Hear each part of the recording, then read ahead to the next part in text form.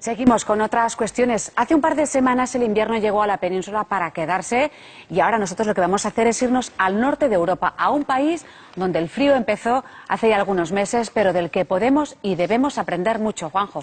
Desde luego, quizás tengan menos horas de sol, las temperaturas más bajas y mucha más nieve. Sin embargo, Finlandia cuenta con el mejor sistema educativo de toda la Unión Europea y así lo demuestra liderando a menudo el ranking del famoso informe PISA. Por cierto, el próximo sale mañana. Seguramente se estarán preguntando en casa cómo lo consiguen. Pues para salir de dudas, nada mejor que nos lo cuente un español que conoce muy bien la escuela finlandesa. Su nombre es Xavier Melgarejo. Muy buenas tardes, bienvenido. Buenas tardes. Bueno, Xavier es doctor en pedagogía, ha estudiado durante años el modelo finlandés y es autor del libro que tenemos sobre la mesa, Gracias Finlandia. Bueno, en primer lugar, gracias Xavier por acompañarnos Para Todos Lados. Y a ustedes para darme la oportunidad de poder comunicarlo a los ciudadanos. Desde luego, a mí me gustaría empezar sabiendo de dónde le surge este interés por el sistema educativo finlandés. Pues porque hace muchos años, bueno, yo hace 28 años que trabajo en un colegio en Barcelona como psicólogo escolar y yo veía que había un porcentaje de alumnos nuestro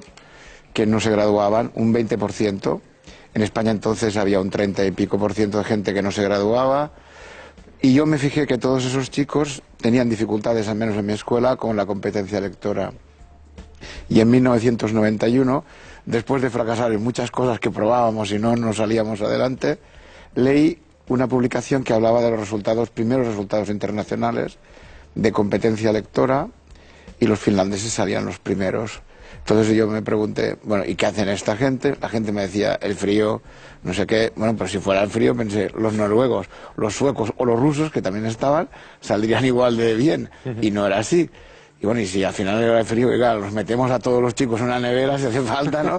A ver si así les va bien. Pero no era solo el frío claro, seguro que ayuda, ¿no? ¿A qué edad empiezan a leer los niños en Finlandia? Los niños, curiosamente, empiezan a leer a los 7 años. Es decir, antes de los 7 no hay un trabajo intensivo sobre la lectura.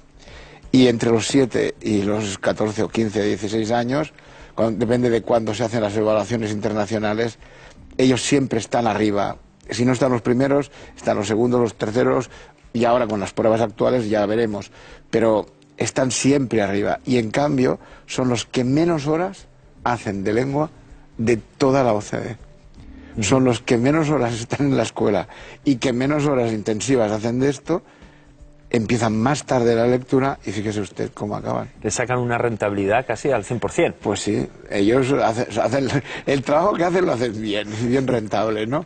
Pero esto es eficiencia que en un país como el nuestro no nos iría mal, porque no tenemos muchos recursos. Así pues, ellos han aprendido cómo ser eficientes. Claro, pero si hasta los 7 años estos niños no empiezan a leer, ¿qué hacen hasta entonces todavía? Bueno, hacen muchas cosas, ¿eh? Primero se trabaja todo el tema también de la socialización, de las competencias de comunicación oral, de la interacción de uno al otro, de los juegos, de la lógica, de la estimulación precoz. Hay muchísimas cosas que se tienen que hacer antes. Pero ellos creen que el golpe fuerte con la lectura debe darse a los 7 años. Y entonces allí hay un trabajo muy intensivo, tanto de la escuela como de la familia, porque la familia también lee y también forma parte de ese éxito, me explico, educativo. Las familias en Finlandia animan a la lectura, van a la biblioteca continuamente, como aquí nosotros al bar, vamos casi, y ellos, pues, para ellos leer es un placer. Entonces, claro, en casa hay una cultura de la lectura tremenda y un apoyo de la familia al profesorado enorme. O sea, la familia considera que el profesor es un honor ser un maestro.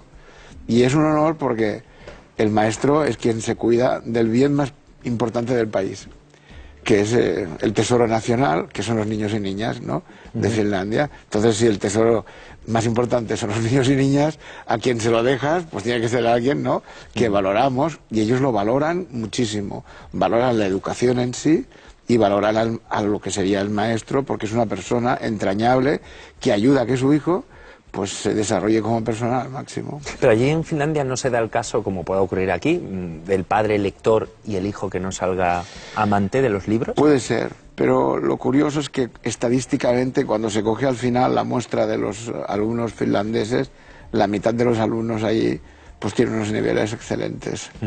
Y claro, esto vaya usted al norte, al sur, al este, al oeste. Claro, dice, ¿cómo se lo hacen los tíos estos?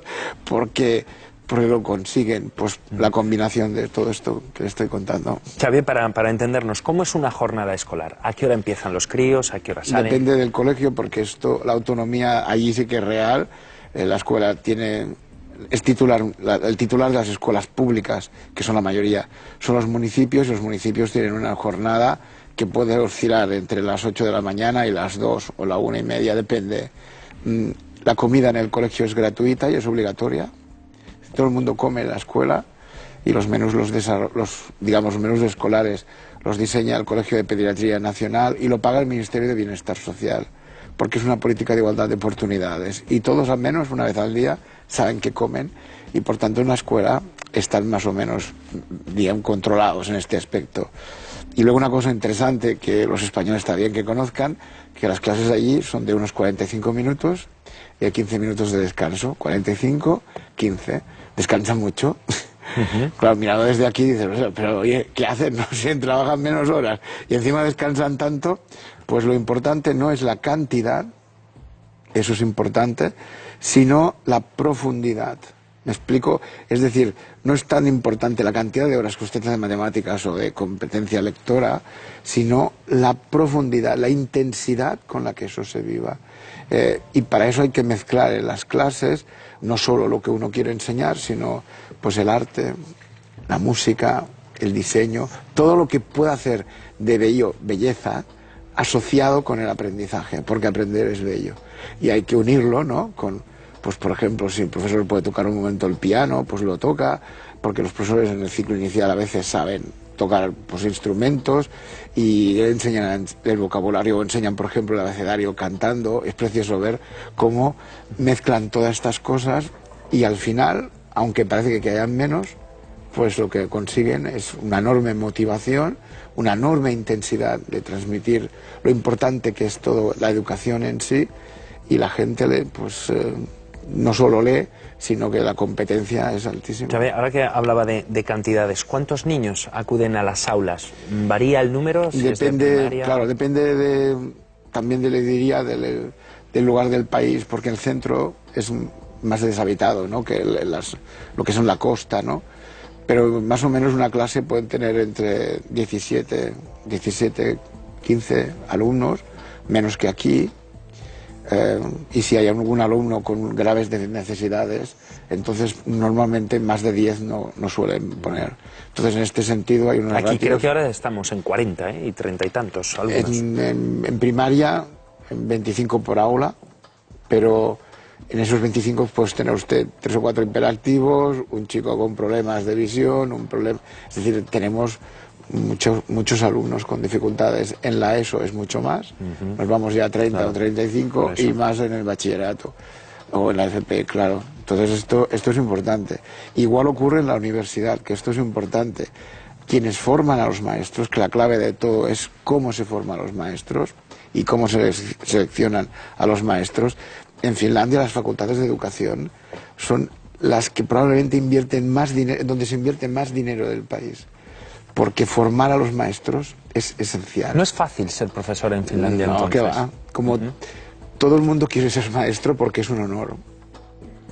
Es un honor porque cuidas del tesoro del país. Entonces, al mismo tiempo, tienen una formación tan exigente y tan buena que para todo el mundo es fantástico que te formen gratis, entre comillas, de una manera tan excelente. Entonces, hay muchísimos aspirantes, lo cual hace que la nota de corte de 0 a 10 sea más de un 9,5. Entonces, imagínese usted el nivel de toda la gente que entra. Pero luego, aparte, pues ellos seleccionan otras cosas. Dicen, vamos a ver, un maestro no solo tiene que ser bueno y competente en todas estas cosas, tiene que ser una persona sensible, tiene que ser una persona empática, tiene que ser una persona, porque luego estás con los niños y niñas, ¿no?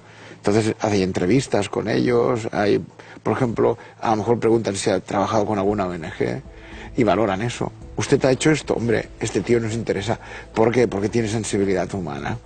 ¿No la tiene? ¿Usted para qué quiere ser maestro? Hágase ingeniero. Está bien, ¿no?, la idea. Y claro, dices, usted está bien pensado esto, ¿no? Claro, tiene un 9 y pico, oye, que sea ingeniería o que haga... Y lo más curioso, los más preparados sobre todo van a primaria, ¿no? Los más preparados a primaria. ¿Por qué? Porque el primer golpe tiene que ser el más intenso y los mejores tienen que estar al inicio, porque es donde se enseña la lengua, a estructurar la lengua y el pensamiento. Por tanto, quien al principio te enseñe a tus hijos tiene que ser el mejor del país. Ellos dicen que el maestro es como un molde de ciudadanos. Entonces, si el molde tiene que estar muy bien hecho para que las piezas, me explico, estén muy bien. Y lo pulen muy bien. Buscan a gente muy competente y con sensibilidad humana. Y la fórmula les va bien. Probablemente en los informes PISA de mañana haya otros países que vayan por delante de Finlandia. Porque ahora hay como una carrera loca de a ver quién va primero. Sí, ahí está Corea también, todo el mundo a correr. Pero luego, si ustedes tienen interés, miren y fíjense en lo que les digo. Miren cuántas horas trabajan en las escuelas estos alumnos y fuera de las escuelas. Porque en algunos de estos países, cuando han acabado la jornada los niños, los vuelven a meter en otro centro, en donde los machacan a comprensión lectora, matemáticas, y los finlandeses no. Así pues se trata de, ¿qué queremos? ¿Ganar una carrera de caballos? Perdonen por la expresión, ¿no? O que nuestros hijos sean personas con alta capacidad y cualidades a nivel curricular y al mismo tiempo sean personas felices. Que me va a permitir que se le ha caído el micrófono. Perdone. Me va a permitir, ningún problema. Con respecto al idioma, porque los niños también en Finlandia desde muy pequeños empiezan con el inglés. Empiezan con el inglés, pero no tan pronto. Lo que ocurre es que la televisión en Finlandia, como en muchos países, menos en nosotros, se emite siempre en versión original. Incluso los dibujos animados, siempre. Claro, ellos aprenden inglés porque no tienen más narices, porque si no los dibujos ni los entienden. Y poco a poco los van... Y cuando aprenden a leer, fíjense qué curioso, como está subtitulado en finés o en sueco, porque hay las dos lenguas nacionales, pues para ellos es súper motivador, porque aprenden a leer y se enteran perfectamente, me explico, del contenido. Sí, claro, Por tanto, ver la televisión en Finlandia ayuda al proceso lector. En cambio aquí no. Por tanto, lo que se trata es de pensar estrategias que nos ayuden, me explico, a todos en el proceso. Hay una cultura ahí en donde el inglés forma parte de la vida normal de la gente, en todos los países nórdicos. Entre los nórdicos no se hablan nunca de suecos a noruegos en noruego o en sueco, siempre se hablan en inglés, porque así nadie manda entre ellos, ¿me explico? La idea es que el inglés sea una lengua franca entre todos y la cultura del inglés está muy extendida. Claro, estamos hablando de un modelo basado en la igualdad, sí. Podríamos decirlo, oportunidades para todos y para todas. Exactamente, es un modelo que quiere, yo creo que lo bonito de Finlandia es que quiere equidad y calidad a la vez. Otros de estos modelos que ustedes verán mañana, verán que tienen modelos de calidad extraordinarios, pero no de equidad. Probablemente no es lo mismo una familia que sea de bienestante que una familia, digamos, con dificultades sociofamiliares. En Finlandia el hijo del hombre más humilde del país puede tener muchas más oportunidades que en ninguno de esos países. Porque la idea que hay es que quieren que todo el mundo tenga esa oportunidad y la educación es el ascensor social para ello.